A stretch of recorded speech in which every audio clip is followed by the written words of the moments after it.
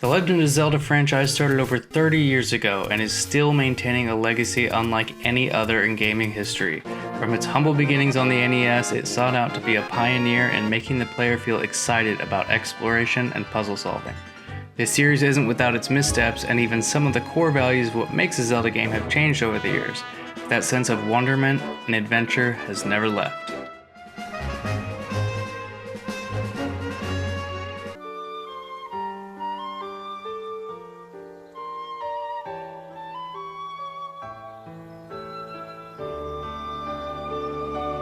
Smash cut to 2017, Nintendo launches The Legend of Zelda Breath of the Wild.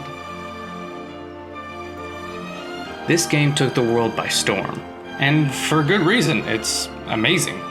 Not only did it completely change what it meant to be a Zelda game, but for a lot of people, myself included, it reinvigorated the open world genre.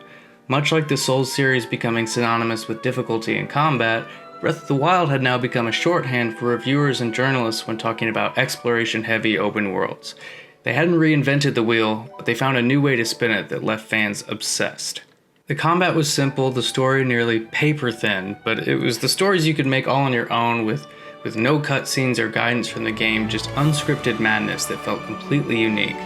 Swapping stories with people about which direction they went in or how they solved this problem or that was half the joy of it. Very rarely does a game truly let you be this creative about solving problems and puzzles that feels natural and personal to the player.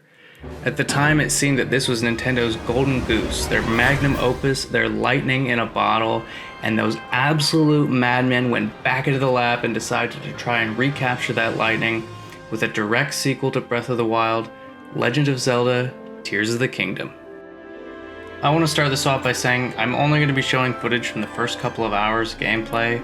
There's a huge part of me that wants to show everyone all the cool stuff I've seen and done, and I'm sure I'll be making more content from this game in the future, but for now, the game is new, and I truly believe that a big part of the magic of this, much like the other one, is in the sense of discovery, and I don't want to rob anyone of that before they've had time to get to it, so for now, I'll keep this brief-ish.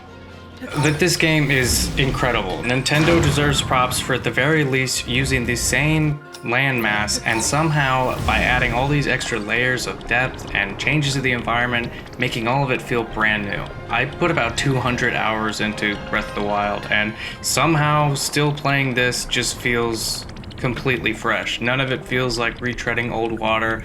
If anything, it feels like, revisiting a location from your childhood.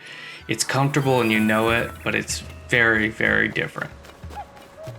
Some of the new gameplay mechanics, such as the Ultra Hand and the Fuse functions, drastically change the way you think about solving puzzles or traversing the landscape. Anybody too familiar with Link's previous abilities will find themselves forced to solve problems in ways not really possible in the last game, which kind of adds to the fun of refiguring out the world. And flexes on one of Nintendo's strongest aspects, which is taking something simple like adding a pine cone to a sword and fleshing it out and polishing it to the point where it becomes an absolute game changer. Much like the last game, a lot of the fun of this comes from talking to other people and asking how they solve certain problems. Like early on, there's this gap in between these two islands, and I decided to stick these logs together and just put them vertically and then, balance my way across. But my wife, who was playing it at the same time, well, I don't know what she did. I don't know how you wouldn't do this, but she said she did something different, and I thought that was kind of cool. I'm sure you've seen all the memes. Crafting is a part of this game now, for better or worse, and personally, playing Sons of the Forest earlier this year unlocked some awful, terrible obsession with crafting, and so I'm super into it, but I do understand that might put a lot of people off, so if that's not really your thing, then, just deal with it, because this game is awesome. If you're looking for added layer of combat in this, it's really not here. The core mechanics of the combat are largely the same from the last game. The only thing different is the fuse ability, and that now adds a layer of complexity as you're kind of always trying to find the best combinations of weapons to have in your arsenal before heading into a big fight. And of course, exploration is still king. As my ADHD runs absolutely rampant while I'm playing this game, Setting out to do one thing and then ending up a million miles away up in the sky praying for the right capsules to come out of these gumball machines to make even dumber constructs.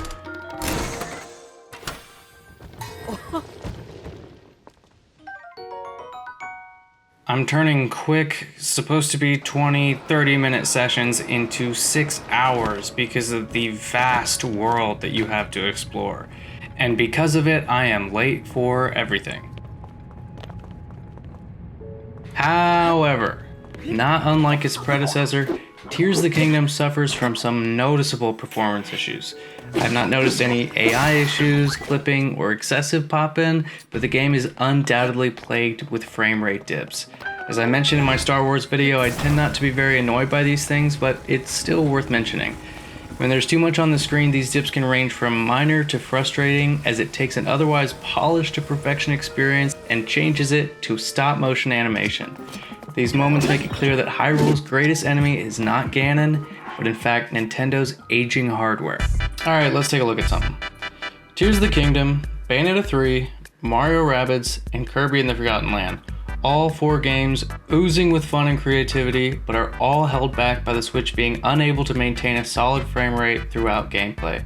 In the last year more than ever, I have seen more people say, imagine if this Nintendo game was on PS5, and there comes a point where you can't help but agree. The truth of the matter is that yes, this game would probably be more enjoyable on a more powerful console.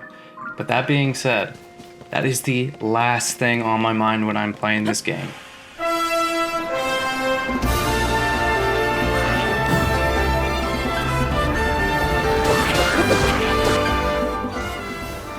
I have not been so immersed in a video game world since Elden Ring, and before that, Breath of the Wild. This game is certified bot material, and I recommend anybody with a beating heart and eyeballs buy this game and experience the joy it has to offer. I had my doubts going in that Nintendo could recapture that lightning in a bottle, but somehow those eggheads pulled it off. Now if you'll excuse me, I'm gonna go play some more because I haven't got to play any today because I've been working and then working on this, so I'm literally leaving and I will edit this tomorrow. Whatever. It'll be good. Beep beep beep beep beep beep beep beep beep beep beep beep